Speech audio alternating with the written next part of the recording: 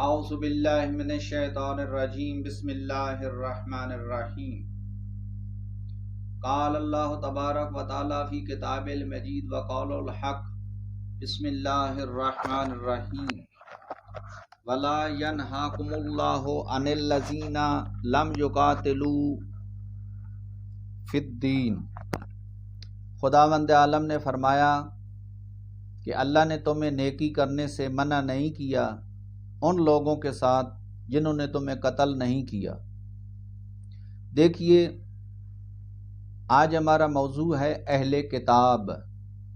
اہل کتاب یعنی جن کی آسمانی کتاب ہے، جیسے یہودیوں کی ایک آسمانی کتاب ہے تورات، عیسائیوں کی آسمانی کتاب ہے انجیل۔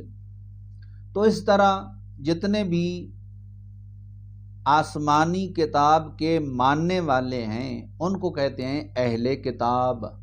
ان کی آسمان سے کتاب نازل ہوئی، اگرچہ اس کتاب کے اندر تعریف ہو چکی ہے اور وہ اصلی حالت میں نہ تورات موجود ہے نہ وہ انجیل موجود ہے، لیکن بہرحال اہل کتاب یہود و نصارہ، ان کے بارے میں اسلام نے یہ کہا کہ دیکھیے، نیکی کرنا، اسلام کا فلسفہ یہ ہے کہ نیکی کرو، چاہے کافر ہو یا مسلمان ہو، چاہے اہل کتاب ہو یا مسلمان ہو، نیکی کرنی چاہیے۔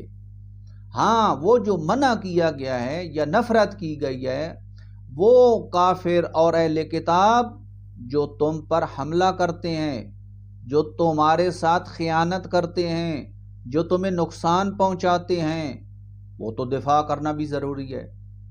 لیکن اگر وعدہ پورا کیا ہے، دیکھا ہے رسول خدا صلی اللہ علیہ وسلم نے پیمان باندھے ہیں یہودیوں کے ساتھ، اور آج بھی شریعت میں ہے کہ عہد پورا کرنا چاہیے چاہے وہ کافر کیوں نہ ہو۔ تو قانون الہی عام یہی ہے کہ سب کے ساتھ نیکی کرو۔ اب دیکھو، اگر کوئی نیکی کرتا ہے تو خدا نے کیا جواب دیا؟ ان احسنتم احسنتم لانفسکم۔ اگر تم نیکی کرتے ہو نا تو وہ اپنے لیے کرتے ہو، اس لیے کہ نیکی کا ثواب تو ہمیں خود ملتا ہے، دوسروں کو ثواب کہاں ملے گا؟ اگر میں نے اللہ کی راہ میں زکوٰۃ دی، اللہ کی راہ میں صدقہ دیا، عبادت کی، تو میں اپنے کے لیے کر رہا ہوں، دوسروں کے لیے کہاں کر رہا ہوں؟ تو ان احسنتم احسنتم لانفسکم، اگر تم نیکی کر رہے ہو تو اپنی ذات کے لیے کر رہے ہو، کسی پر احسان نہیں کر رہے ہو، اپنی نجات کے لیے کر رہے ہو۔ تو عجیب فلسفہ ہے انسان کا کہ جب آج کچھ لوگ ہیں کہ نیکی کرتے ہیں تو احسان جتلاتے ہیں اور سمجھتے ہیں کہ ہم نے بہت بڑا پہاڑ کھود لیا یا ہم نے ان کو بڑی مدد کر دی ہے۔ ایسا نہیں ہے، نیکی بھی کی ہے تو اپنے لیے ایک، پھر جو تو نے مال دیا ہے، جو چیزیں عطا کی ہیں، وہ بھی تو اللہ کی نعمتیں ہیں، وہ بھی تو تمہارے ساتھ امانت ہے۔ بھائی، اس دنیا کے اندر جو اللہ تعالیٰ نے جتنی بھی چیزیں ہمیں عطا کی ہیں، نعمتیں، وہ ہماری امانتیں ہیں، اور ان امانتوں کو ہم نے استعمال کرنا ہے، اس میں خیانت نہیں کرنی ہے۔ اگر اللہ نے ہمیں مال دیا تو زکوٰۃ دینی ہے، خمس ادا کرنا ہے، صدقات دینے ہیں، اور یہ جو ہم ادا کر رہے ہیں خمس، زکوٰۃ، صدقات جو ہمارے لیے واجب ہیں، تو یہ ہم ان پر احسان نہیں کر رہے ہیں بلکہ یہ ہم ایک اپنا فریضہ ادا کر رہے ہیں۔ آج لوگ جب کوئی واجب چیز زکوٰۃ، خمس بھی دینا ہو تو دیکھتے ہیں کہ کون دوست ہے، اس کو جا کے دیتے ہیں۔ اب معلوم نہیں ہے کہ یہ کہاں سے میرٹ آیا۔ رسول خدا صلی اللہ علیہ وسلم نے فرمایا کہ دیکھیے، غیر مسلم کے ساتھ بھی اچھا برتاؤ کرنا چاہیے، اور یہ بھی رسول خدا نے فرمایا کہ مشرکین اور اہل کتاب سے تم دشمنی نہ کرو، جب تک وہ دشمنی نہیں کرتے ان سے نیکی کرو. بھائی تمہارا پڑوسی ہے، اہل کتاب ہے، آنا جانا ہے، تم بھی ان کے ساتھ آنا جانا رکھو. جب تک وہ خیانت نہیں کرتا، جب تک وہ تم پر حملہ نہیں کرتا. دیکھو وہ ملک میں رہ رہے ہیں، وہ جزیہ دیتے ہیں، وہ ٹیکس دیتے ہیں، وہ اسلامی قوانین کے پابند ہیں، لیکن اسلام یہ کہتا ہے کہ ہمارا یہ فریضہ ہے کہ ہم اپنے غیروں کے ساتھ بھی اچھا برتاؤ کریں گے. یہاں ایک بات بتا دوں کہ جو سینٹرل پوائنٹ آف ریلیجن ہوتا ہے نا، مرکزی نقطہ خیال، یہودیوں کا مرکزی نقطہ خیال جو ان کے دین کا ہے وہ یہ ہے کہ انتقام لو. یہودی ہمیشہ انتقام کے پیچھے ہوتے ہیں اور انتقام لے کے رہتے ہیں، اور کینہ ان کے دلوں میں رہتا ہے. جب تک انتقام نہیں لیتے بیٹھتے نہیں ہیں. تو انتقام لینا ان کے دین کا مرکزی نقطہ نگاہ ہے، اور جو عیسائی ہیں ان کے دین کا مرکزی نقطہ خیال یہ ہے کہ رحم کرنا. اللہ کے عیسائیوں کے اخلاق کے اندر یہ بھی ہے کہ اگر کوئی ایک رخسار پر تھپڑ مارے تو دوسرا رخسار آگے کرو تاکہ اور مارے. یعنی تم کسی کو تکلیف نہیں دے سکتے ہو. یعنی جو پوائنٹ ہے یہاں مرکزی نقطہ ہے وہ ہے ترحم، رحم کرنا، دوسرے کو کچھ نہ. یہ ہے عیسائیوں کا. اب اسلام آیا، اسلام نے کہا کہ دیکھو نہ انتقام اور نہ ہی ترحم بلکہ عدل معیار ہے.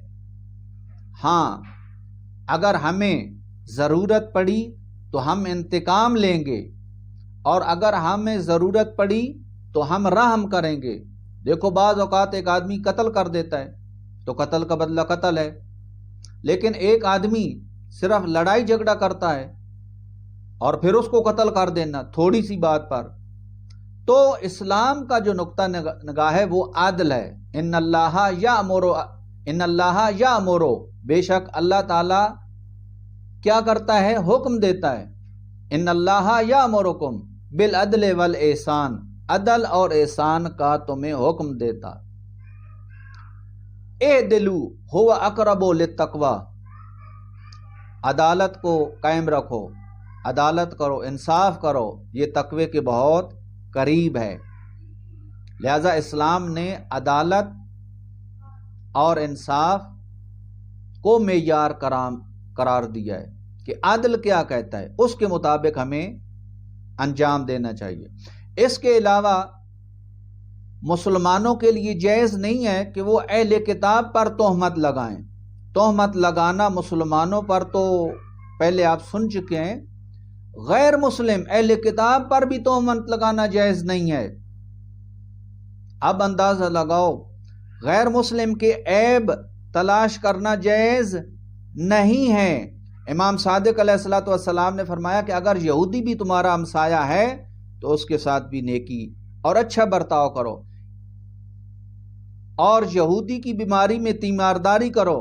حضرت علی علیہ الصلوۃ والسلام سے منقول ہے کہ رسول خدا صلی اللہ علیہ وسلم ایک یہودی کی عیادت کرنے کے لیے گئے تھے، اور اسی طرح ایک یہودی کا گھر ہے تو بغیر اجازت کے اس کے گھر میں داخل نہیں ہو سکتے ہو جب تک پہلے دستک نہ دو یا گھنٹی نہ دے دو. اجازت نہیں ہے اندر داخل ہونے کی.